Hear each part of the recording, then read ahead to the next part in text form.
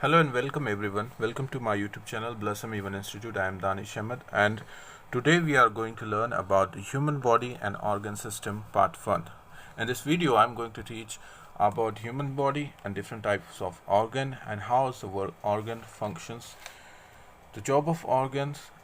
From some questions we are finding some answer like from what organ and what organ systems are made of, which organ systems are present in human body, how respiration functions is operated by lungs, respiratory system and structure of the functions, and also breathing movement, blood circulatory systems, the structure of heart and blood circulations, and different types of blood vessels, history, capillaries, tubes, etc. In this topic we are going to learn in details. So if you are new, then subscribe first my YouTube channel Blossom Even Institute and hit the bell icon for new videos and notification. Let's start our video.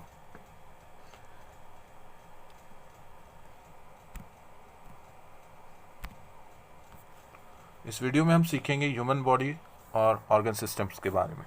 सबसे पहले हम start करते हैं external रेस्पिरेशंस क्या होता है। Point A हमारा inspirations और इनहेलेशंस, जो हमें कहता है air is taken in the through nose and send toward the lungs through wind pipe.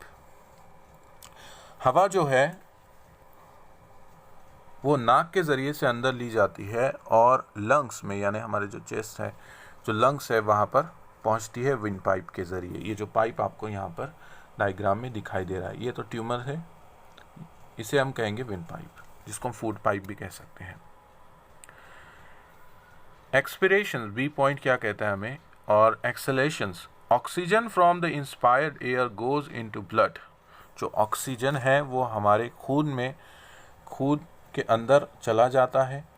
Blood carries the CO2, और जो ब्लड है वो कार्बन डाइऑक्साइड, हम जो लेते हैं वो ऑक्सीजन होता है, O2 होता है, और जब हम ब्रीथ आउट करते हैं यानी सांस छोड़ते हैं तो वो कार्बन डाइऑक्साइड होता है। So the blood carries CO2 from the various part of the body.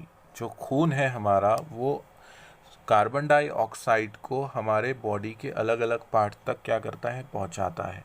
यानी ब्लड जो है एक बस का काम करता है। जैसे एक बस में हम बैठे हुए हैं और हर जो पैसेंजर होता है वो अलग अलग स्टेशन पर उतरता है, अलग अलग स्टैंड पर उतरता है, उसी तरह ब्लड जो है हमारी बॉडी के ऑर्गन को, अलग अलग ऑर्गन को कार्बन डाइऑक्साइड प्रोवाइड करता है। And this air is given out by acceleration, और वो जो हवा है वो बाहर निकलती है, वो भी नोज के जरिए, सांस के नाक के जरिए से, उसको हम एक्सलेशन कहते हैं। Both of this process occurring with the help of lungs, ये दोनों भी काम यानी इनहेलेशंस और एक्सलेशंस जो है, ये दोनों भी काम, दोनों भी प्रोसेस ये लंग्स के ज़रिए परफॉर्म किए जाते हैं, जिसको हम एक्सटर्नल रेस्पिरेशन भी कह सकते हैं। चलिए समझते हैं इंटरनल रेस्पिरेशन और सेलुलर रेस्पिरेशन क्या है। आप जानते हैं स्टूडेंट के इंटरनल रेस्पिरेशन और सेलुलर रेस्पिरेशन, सबसे पहले तो हम समझते हैं हमारी ब्रीथिंग प्रोसेस क्या होती है, ब्रीथिंग हम कैसे लेते हैं, उसे क्या कहते हैं।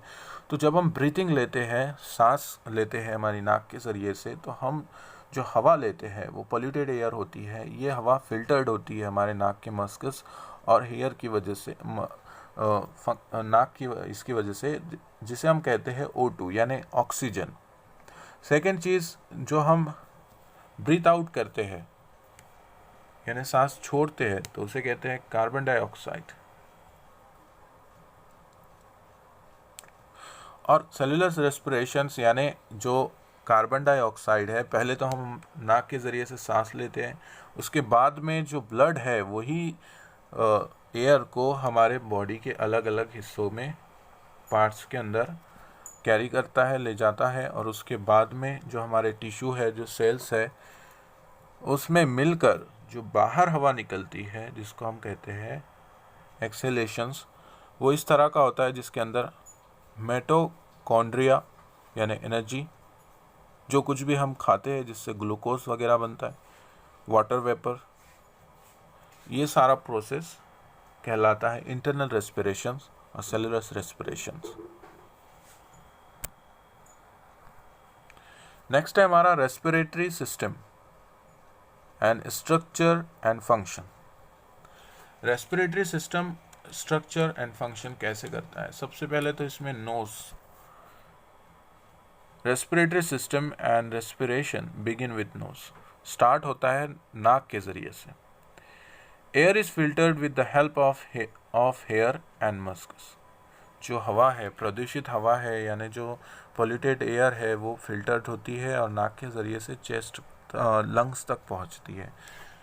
दूसरा है हमारा विंड पाइप, जिसको हम फायरिंग्स भी कहते हैं। Food pipe and wind pipe originated.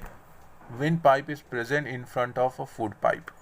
देखिए, जो विंड पाइप है वो फूड पाइप के सामने प्रेजेंट होता है यहाँ पर। During the passing of food into food pipe, thereby normally prevent an entry of a food particle into a wind pipe। जो हम खाना खाते हैं वो उसको आसानी से यहाँ से ये फूड पाइप के ज़रिए गुजारा जाता है हमारी बॉडी में, यहाँ से। Otherwise wind pipe remain open, hence the air passes through the wind pipe into the second है हमारा विंड पाइप।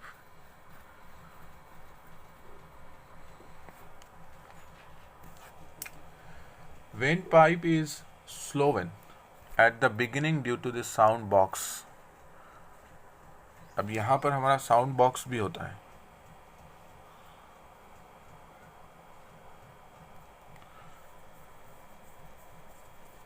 जो हम बात करते हैं, आवाज निकलती है। Wind pipe is bifurcate in the thorax. One branch into the right lungs and another branch into the left lungs. यहाँ से एक ब्रांच जो है वो राइट लंग्स की ओर जाती है और यहाँ से लेफ्ट लंग्स की ओर जाती है। Now discuss about the lungs. Lungs present at the side of heart and maximum area of the thoracic cavity occupied the lungs and they cover the maximum part of a heart का, दिल का जो maximum part है वो lungs cover कर लेता है। Each lungs have double layered covering।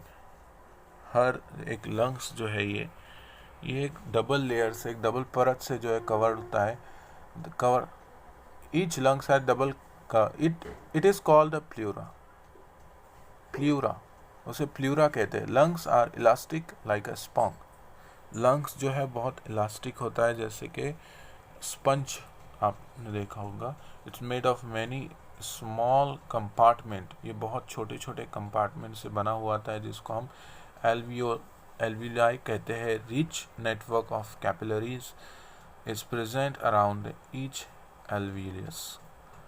बहुत सारी कैपिलरीज छोटी छोटी, ये जो आपको दिखाई दे रही है, इसमें बनी हुई होती है। नेक्स्ट है exchange of gases in the lungs. Gases exchange occur continuously while blood is circulated around the alveoli. Gas exchange होती रहती है, यानी ऑक्सीजन टू कार्बन डाइऑक्साइड, और जब हम ऑक्सीजन लेते हैं वो कार्बन डाइऑक्साइड में कन्वर्ट होती है, क्योंकि वो हमारे ब्लड के जो सेल्स होते हैं, जो टिश्यूज़ होते हैं,